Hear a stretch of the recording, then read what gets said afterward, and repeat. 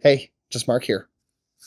So if you're watching this video, you are either currently a step parent, someone who may be dating someone with children, or debating dating someone with children.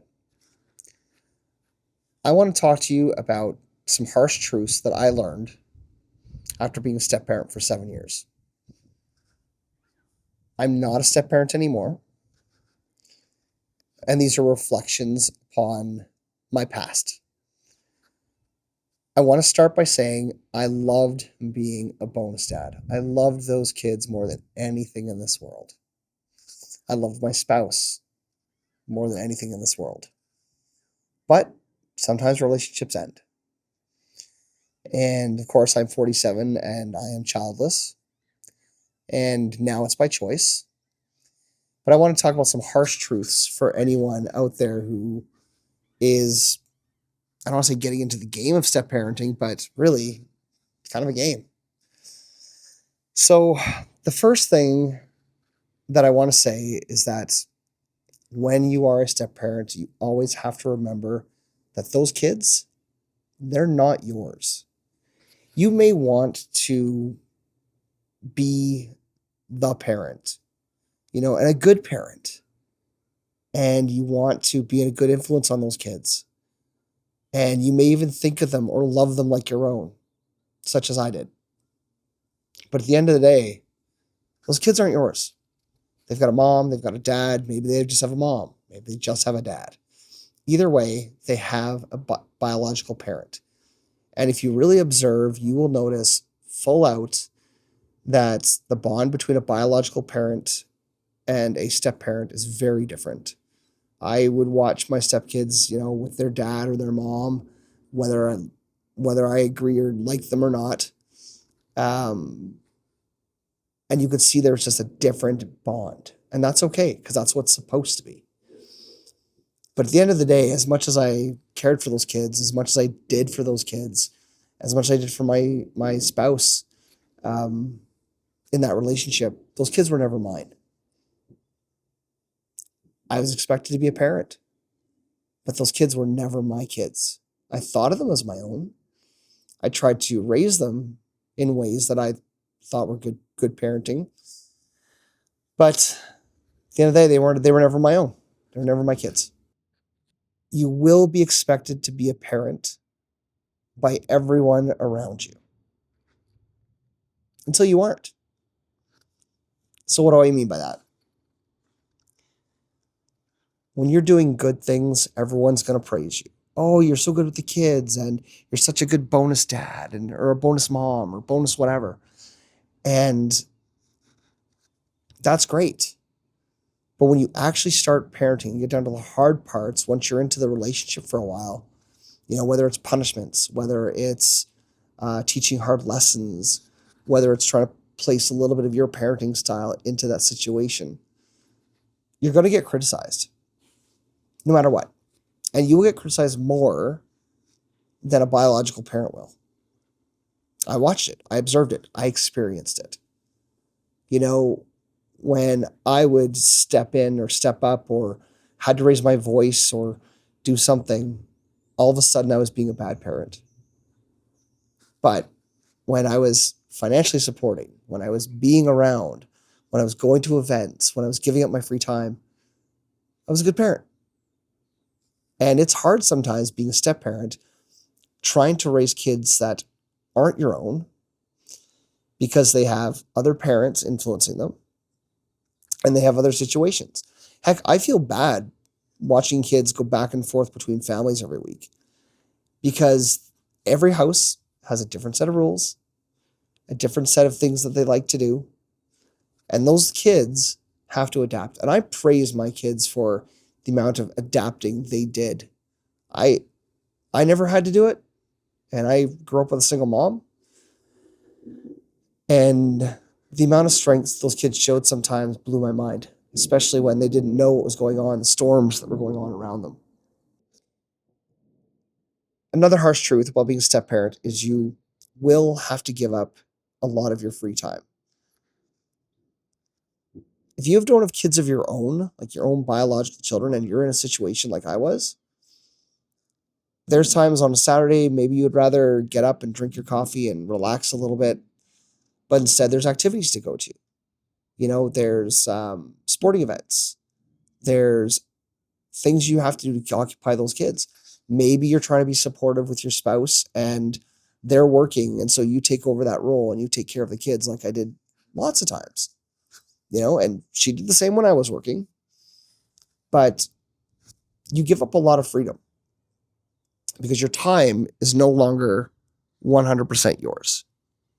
And you're expected to give up your freedom and your time and even some of your dreams, and you have to compromise. And it's just like being in a regular relationship, but I feel it's a little more compromise, and I remember when I was single, and even now when I'm single, I love having my Saturdays free now to go do what I want. Go for a hike on time and spend time with my dog or go see friends or whatever. But you are expected to compromise and give up a lot of your free time. You will lose your free time. It's a harsh truth. And if you're going to be a step parent, be prepared for it. Because I don't want to say it's an expectation, but it kind of is. But you kind of also want to have to do it. I mean, there's times I definitely was not happy with having to give up certain things in my free time. But there were times I would have gone way out of my way, and I did go out of my way to give up that free time to do something that was important to the kids. And I loved it. Create a lot of good memories that I have locked up in here. And some of them make me smile. And I do and don't regret some things, but I do wish I'd focused a little bit more, even just like 10%, 20% more on myself and stepped aside once in a while. This one's a bit of a harder one, especially for someone who may not have kids of their own and are in a situation where their spouse or significant other is getting child support. You will still be expected to pitch in financially. I learned a lot of lessons that in hindsight I would change now. Outside of like regular house expenses like the mortgage and the bills and that kind of stuff, I would have divvied up my finances a little bit better. Now, my ex and I never commingled our finances, but I definitely spent more money sometimes than I really wanted to. And sometimes that was tough. I mean, thankfully, some things were really good and worth it. I love spending my money on the experiences for the kids, whether it was going camping or going hiking or getting milkshakes. After our hikes on the way home from Canmore. Sorry, that's a hard one because it was one of my favorite little traditions. It was like milkshakes or McFlurries or something. But you will be expected to contribute financially. And sometimes that's hard because when you are a small fraction of that household and you have a spouse who's getting child support, it can get a little frustrating. I think if I could go back, I wouldn't have spent as much as I did on groceries for the house, for example. I would have divvied it a little bit better. Or maybe I wouldn't have put up as much money for certain events or things that we did. There are some that I more than willingly did, and this is all on me. I did it. I made a choice. But financially speaking, it gets tough because you're doing stuff for other people's children. Because I go back to point one. You may think of them as your own, but they're not your own. So you will be expected to contribute financially in ways that maybe as a single person or a person without kids, you don't want to, or that you don't think about in the moment. You just do it. I never thought of these kids as a big financial burden, but there are times when I know that I shouldn't have spent as much, or I should have set more boundaries on certain things, and I get it. I stepped in when my spouse couldn't do certain things or pay for things, and that's fine. That's a part of being in a relationship. And those issues I had never had a problem with. But it does get tough sometimes when you look at your bank account wondering why you can't save as much as you used to, or buy something that you want because you bought something for everybody else. I loved buying gifts for the kids. That was one of my favorite things. We had this tradition where we do a scavenger hunt every Christmas morning, and there'd be a Harry Potter Lego set underneath the tree. Or not under the tree, but like wrapped somewhere, and they'd have to find it. Gosh, one of my favorite memories of all time, every year. But yeah, money. Money is a part of every relationship. But when you're spending it on other people, you can become somewhat resentful sometimes. And I didn't communicate this well with my spouse, and that's my fault. Um, but you need to communicate that if you find you're in that relationship and you are not, or you're spending more than you want. You will have to put the kids above some of your goals. Maybe you would like to take more trips, or in our case, we sometimes wanted a week-long trip and we couldn't do it because of parental obligations, getting to the next house on their day they were supposed to go back, things like that. You will have to put some of your own dreams and goals aside out of compromise. I only regret the travel thing, really, and maybe a few hikes that I missed out on. But it's one of those things you really have to be aware of when you're in that situation. And setting boundaries is important, especially when you're trying to still achieve some of the goals you hope to have in life. These last two that I'm going to talk about are really hard ones because they're reminders of things that I should set more boundaries on or should set myself as more of a priority. You will never be your partner's number one priority. I was told this many, many times by the person I was with, people around us, family, friends, and I struggle with that because although the kids are important and doing things for them is important and supporting them is important, when you're in a couple, you need to have that person as your number one priority and work together to make those kids feel like your number one priority and be your number one priority in that sense. I find a lot of times it affected certain things that we would do, way we would act.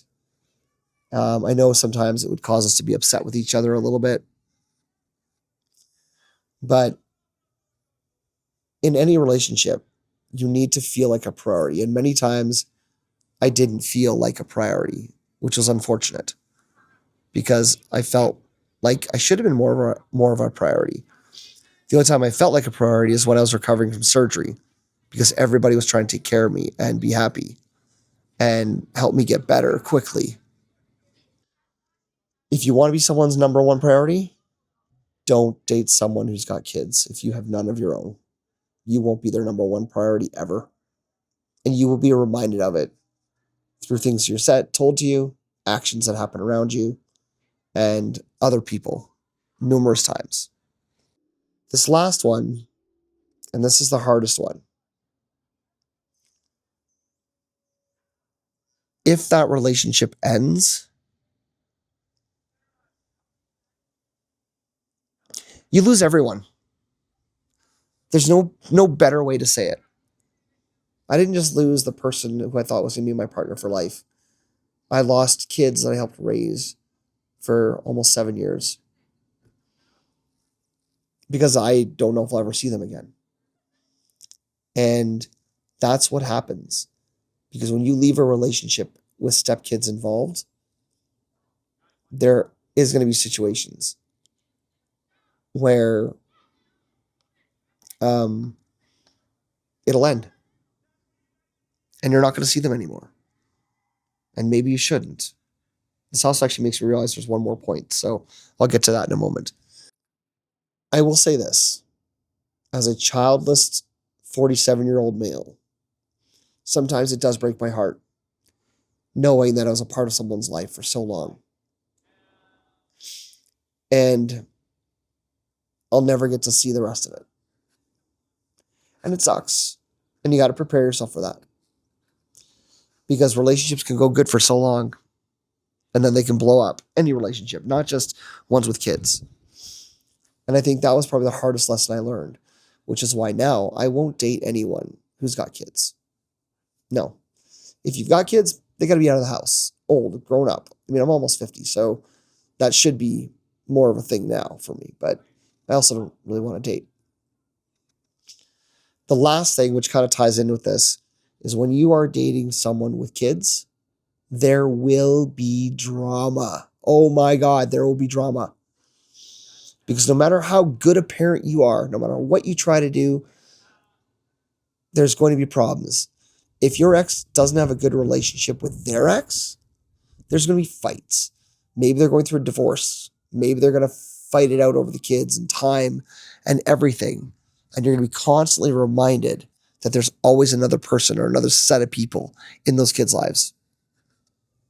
I remember times the drama became way too much and I would get frustrated and pissed off. And there are times in my head I thought, do I want to keep doing this for the next 5, 10 years? Most times the answer was no. But I'm a people pleaser. And I stuck it out. And that was hard. Because there were things that even when the drama hit the fan, I thought, this isn't worth fighting about. This is ridiculous. Then there's things that I really felt were worth fighting about. But again, criticism. Anyways, to end this on a good note, I did love being a parent. It's one of the biggest blessings in my life. And I'm thankful I got to experience it. I'll never experience it again, and that's okay. I'm okay with being an uncle to many and a father to none. Just know that being with a parent who's got kids can be a very rewarding experience. But you also have to look to the other side. It's not all puppy dogs and rainbows. And you will get stressed. You will get tired. You'll question who you are. You'll question sometimes why you're in that relationship. You'll question why you're doing the things you're doing. Because it's a bit of a lonely world sometimes. I was a part of a few step parent forums over the years where I read a lot, but I never posted much. But I hope this helps anyone who's considering it or thinking about being a step parent. These are just my thoughts from my personal experience. Anyways, cheers, and I'll see you on the next one.